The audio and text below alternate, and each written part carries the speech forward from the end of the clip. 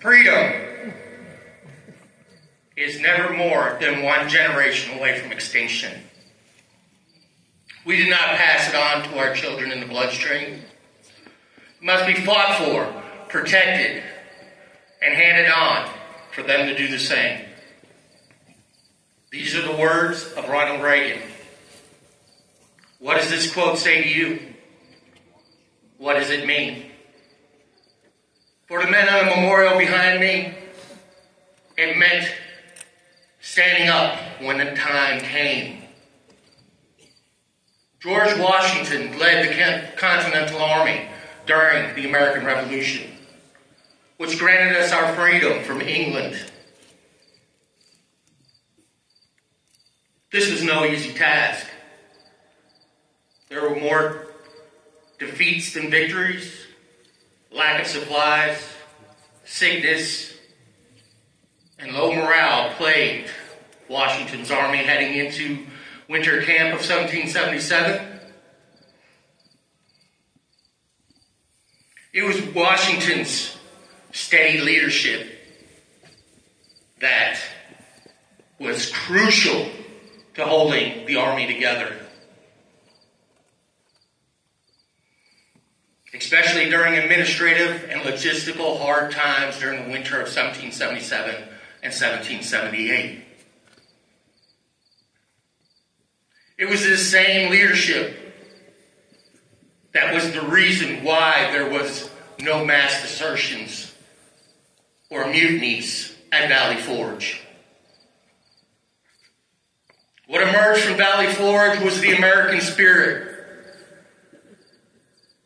Never quit, never give up, never surrender. Thomas Jefferson, when he wrote the Declaration of Independence, telling King George III that the colonies had unalienable rights. Among these, life, liberty, and the pursuit of happiness. Jefferson would worry about his own freedom in 1781 when British forces nearly captured him at his home, Monticello. Abraham Lincoln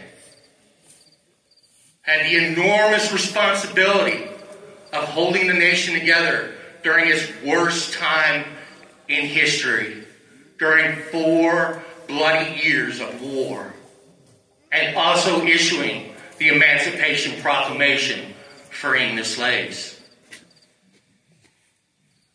Theodore Roosevelt and his Rough Riders charging up San Juan Hill. These are but a few examples of what these men have done.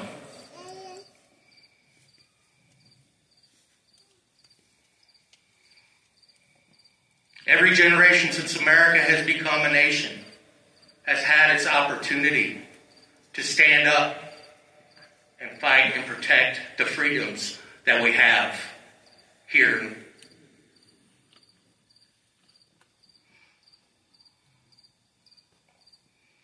Americans have also fought and protected others' freedoms when other countries have tried to take those freedoms away from them.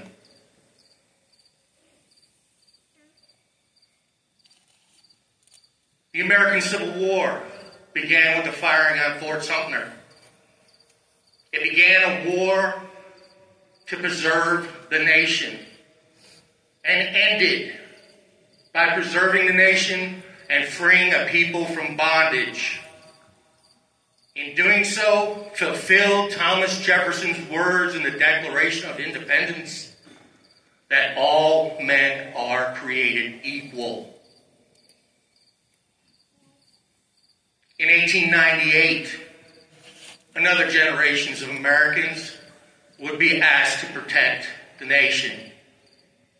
And they would also help others gain their independence. The USS Maine, as it sat in the harbor of Havana, exploded and was destroyed, taking with it 260 sailors, bringing America into war with Spain and helping the Cuban people gain their independence. For 3 years, America tried to use a policy of neutrality during the Great War, World War I.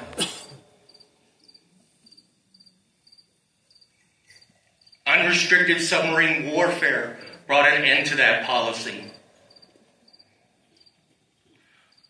In 1917, Woodrow Wilson would go before Congress to ask for a declaration of war, saying the world must be made safe for democracy. War clouds would form again over Europe and the Pacific when Germany and Japan began invading their neighbors. America again tried to stay out of the war. But on December 7th, 1941, Japan attacked Pearl Harbor, leaving America no choice but to enter the war. Franklin Roosevelt would go before Congress to ask for a declaration of war against Japan, saying December 7th, a date that will live on in infamy. This generation would later be dubbed the greatest generation, not only because of the men who went overseas to fight for freedom and democracy, but the families back home who sacrificed for the war effort. Rosie the Riveter was born to bring women into the workplace because so many men were being called to serve.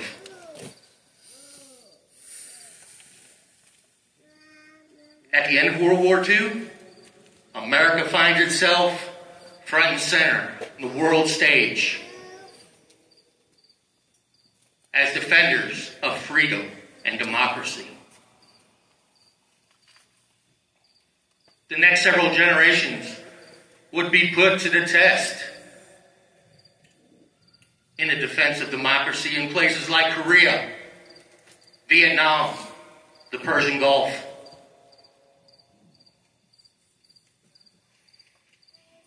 Freedom is like precious cargo. It can disappear in the blink of an eye if it's not protected. That's why it must be safeguarded. Many American families have taken on this responsibility, having several generations serve, willing to leave their families and everything they know to serve a greater purpose. My family is one of those families. Like the men behind me on the memorial, we were willing to stand up and do what was needed when a nation called. Both my grandfathers served during World War II. My father during Vietnam. I served and was deployed to Operation Desert Storm, and then later, twice, for Operation Iraqi Freedom.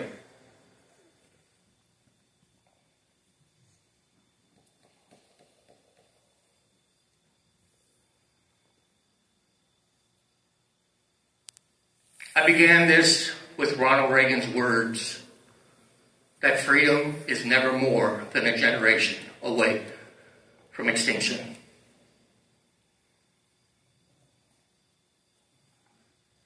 We must protect and defend the freedoms that we have here. We cannot allow the sacrifices of those before us who have shed those tears, shed that blood, and for many, made the ultimate sacrifice. The American spirit must live on! Freedom must live on!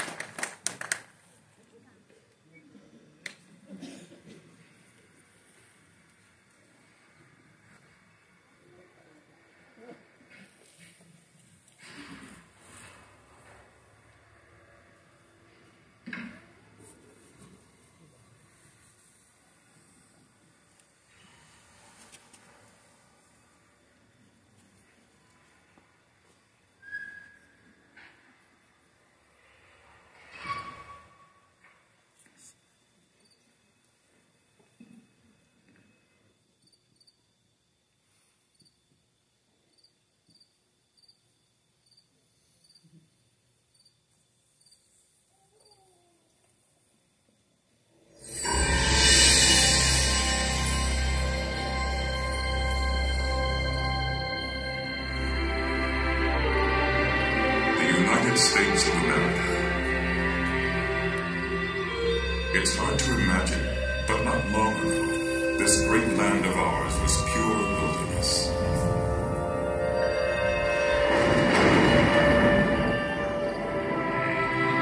A place where millions of bison roamed freely throughout the plains.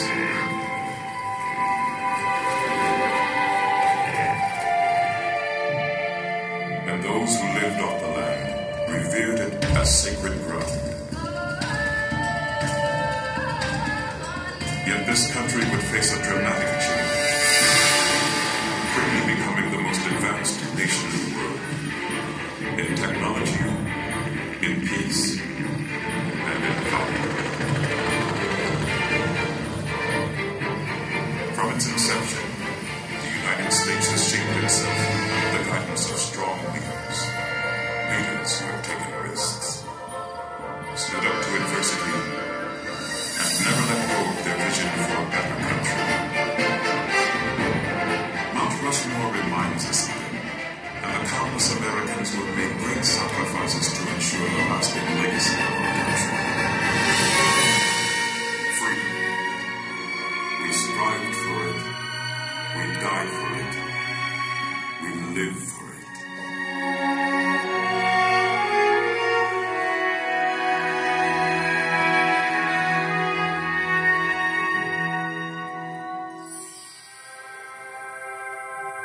The year was 1923. The place, the Black Hills of South Dakota. State historian Don Robinson proposed that these granite outcroppings could be the site of an enormous monument dedicated to the heroes of the West, such as Lewis and Clark and Chief Red Cloud. But commissioned sculptor Gutzon Borglum had a different concept in mind. Borglum was a passionately patriotic man and believed that a more fitting tribute should honor the American experience. A memorial that would represent our ideals, our dreams, and our accomplishments as a country. A memorial that would convey a spirit of patriotism. Borglum chose his canvas carefully. The giant granite rock face of Mt.Rushmore. And in 1927, work on the mountain began.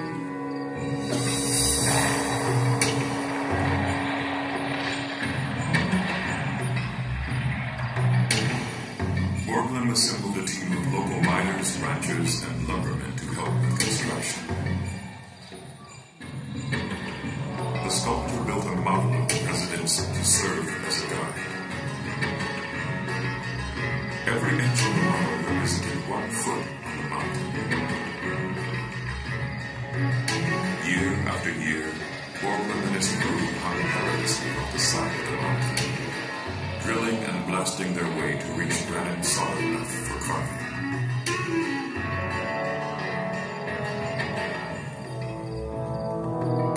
It took 14 years and nearly $1 million to complete the 4 6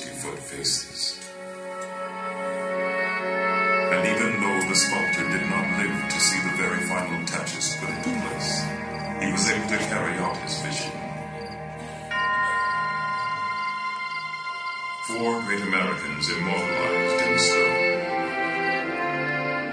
symbolizing the democratic society in which we live, the struggle for our independence, the fight for our freedom, and the sacrifices we have made since our country began more than 200 years ago.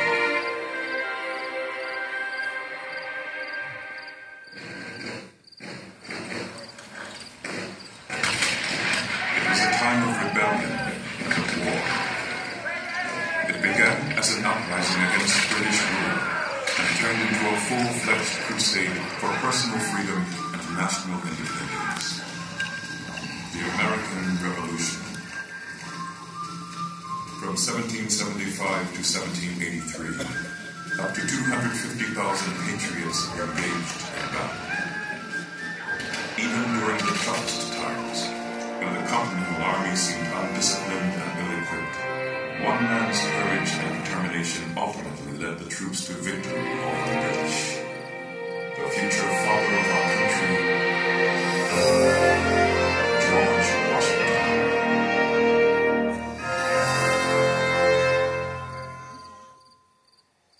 Born and raised in colonial Virginia, George Washington grew up to be a firm believer in American independence. Even though his heart yearned for quiet family life at his Mount Vernon home, his deep commitment to the Republic made him answer the call of his country time and time again. As general, Washington became an instant hero throughout the colonies. The public was so enamored with him that many people wished that he become king. But Washington scoffed at such an idea. The army must serve the country but not rule it. Express your utmost horror and detestation of the man who wishes to overturn the liberties of our country. George Washington, 1783.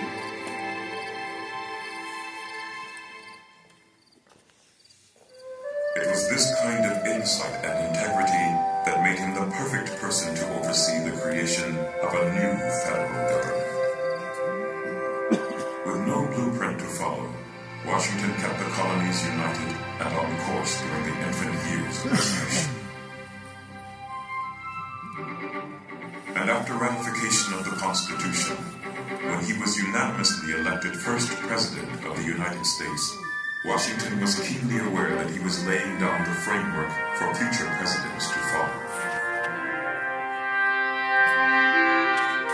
Washington's legacy is that of a man who was first in war, first in peace, and first in the hearts of his countrymen. In his inaugural address, he spoke of the task that lay before this new nation. The preservation of the sacred fire of liberty and the destiny of the Republican model of government are justly considered as deeply, perhaps as finally stable, on the experiment entrusted to the hands of the American people. George Washington, 1789. George Washington welded this union, but it would take another great visionary to expand it. Thomas Jefferson, 3rd President of the United States. We hold these truths to be self-evident, that all men are created equal, that they are endowed by their Creator with certain unalienable rights, that among these are life, liberty, and the pursuit of happiness. Thomas Jefferson, 1776. Thomas Jefferson was the voice of the American people, inspiring patriots with his carefully crafted words written in the Declaration of Independence, the document that gave birth to our nation. It was also Jefferson who fought for religious freedom and the democratic notion that people should have a say in government, two very American principles we cherish today. Thomas Jefferson always thought of himself more as a scientist or scholar than as a politician. And it was this quest for knowledge that played a role in the greatest achievement of his presidency,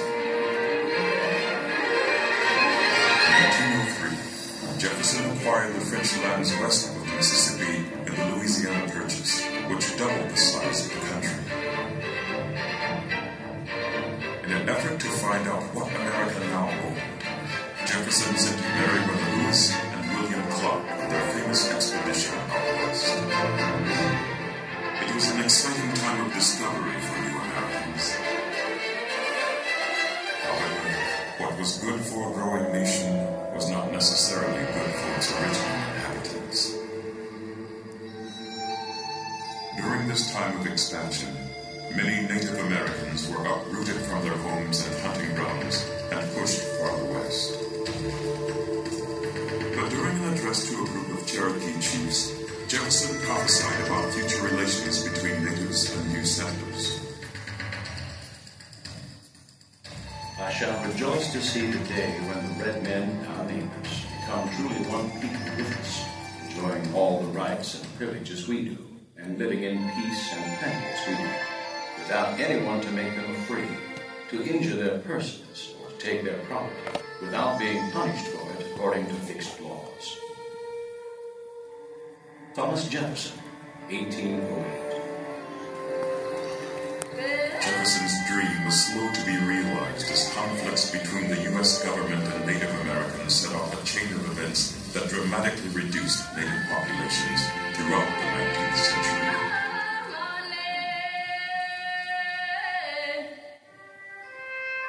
Thomas Jefferson believed in the promise of America and had faith in the American people. But this faith would truly be tested nearly 60 years later, when the Republic came dangerously close to unraveling. The Civil War was the most tumultuous period in American history. The differences between the states had deeply divided the nation, pitting brother against brother on American soil. But it was the determination of one man to keep the United States united. Abraham Lincoln, our 16th president. Abraham Lincoln was a self-made man of great character, a frontiersman who came from humble beginnings. When Lincoln was inaugurated in 1861, he faced more adversity than any other president in U.S. history. Many southern states had withdrawn from the Union.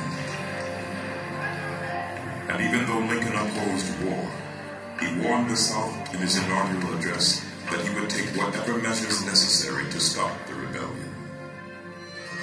In your hands, my dissatisfied fellow countrymen, and not in mine, is the momentous issue of civil war. The government will not save you. You have no oath registered in heaven to destroy the government, while I shall have the most solemn one, to preserve, protect, and defend it.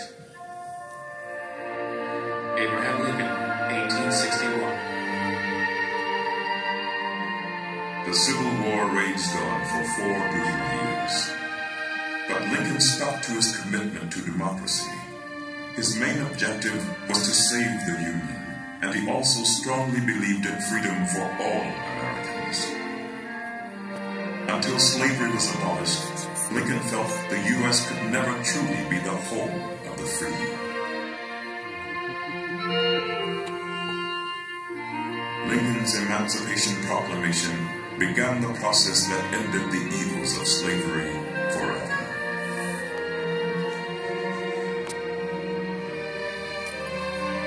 Over 500,000 Union and Confederate soldiers lost their lives in the Civil War.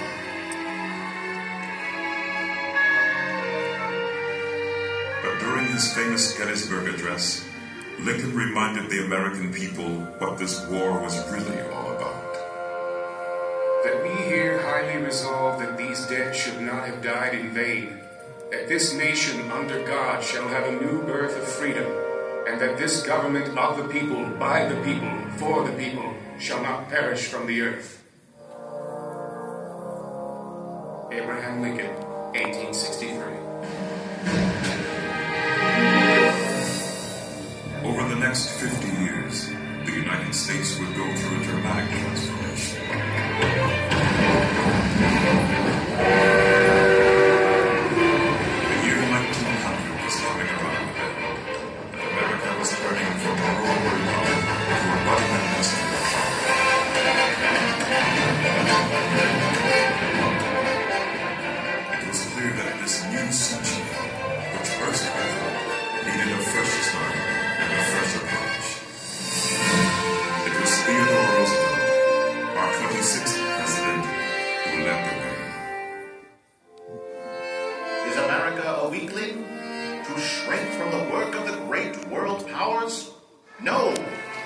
the young giant of the West stands on a continent and clasps the crest of an ocean in either hand. Our nation, glorious in youth and strength, looks into the future with eager eyes and rejoices as a strong man's run a race. Theodore Roosevelt, 1897. He was energetic, he was robust, and he was eager to show the world that America was a force to be reckoned with. Theodore Roosevelt believed in the strenuous life. Frail and sickly as a young boy, he overcame his illnesses and grew up to be a naturalist, a cowboy, a war hero, an author, and President of the United States by the young age of 42. His vigorous outlook on life transferred to the Oval Office. Roosevelt was a man of action. He promoted economic freedom and was a friend to the working class, protecting their rights against big business and what he called the criminal rich. Roosevelt also expanded the country's power abroad. It was his support of the 1903 revolution in Panama that led the U.S. to acquire territory for the construction of the Panama Canal. This massive undertaking not only created a valuable link between the Atlantic and Pacific Oceans, but it put the United States on the map in world politics. Yet, Roosevelt may be known best for his passion for the outdoors. He was vocal about conservation, and through the power of his presidency, he provided federal protection for almost 230 million acres of land.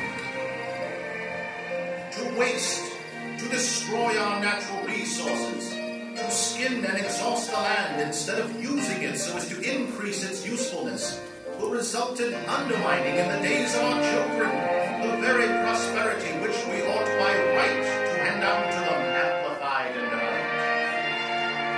Theodore Roosevelt, 1907.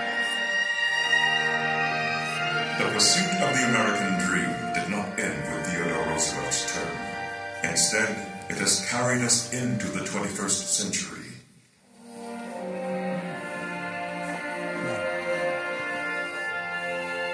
Throughout history, countless Americans have made great sacrifices so that we can enjoy the freedoms of this land.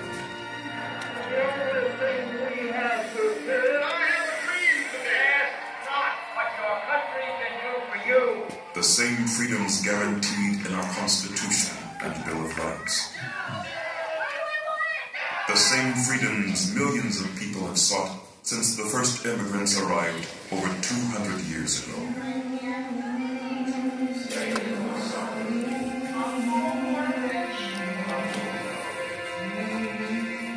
Gunsel Moreland reminds us of this with his timeless memorial. 4 Americans representing the birth, growth, preservation, and development of this country.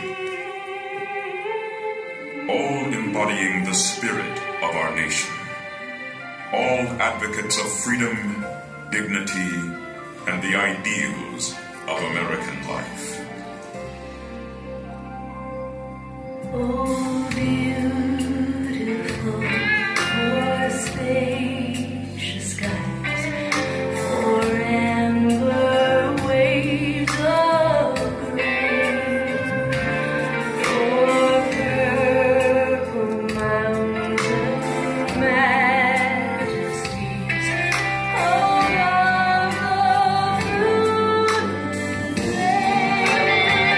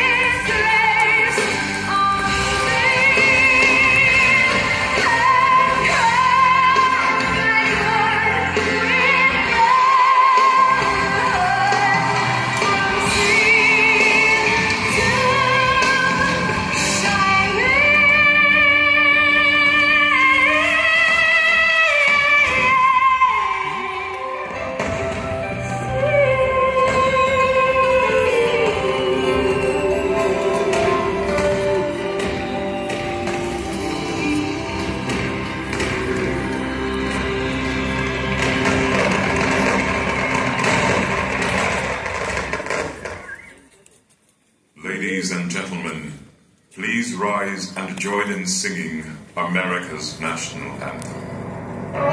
Say, can you see by the dawn's early light what so proudly we hailed as twilight's last gleaming, whose broad stripes and bright stars through endless fight? O'er the ramparts we watched, so gallantly streaming, and the rockets reckoned those blasting in proof through the night that our flag was still there. Oh, say does our song sing that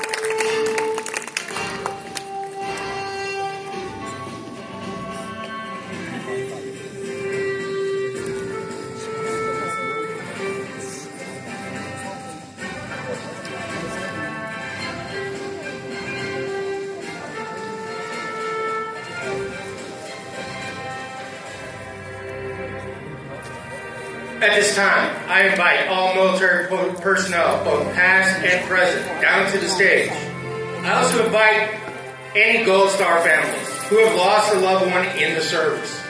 If you are unable to make it to the stage, please send someone to represent you.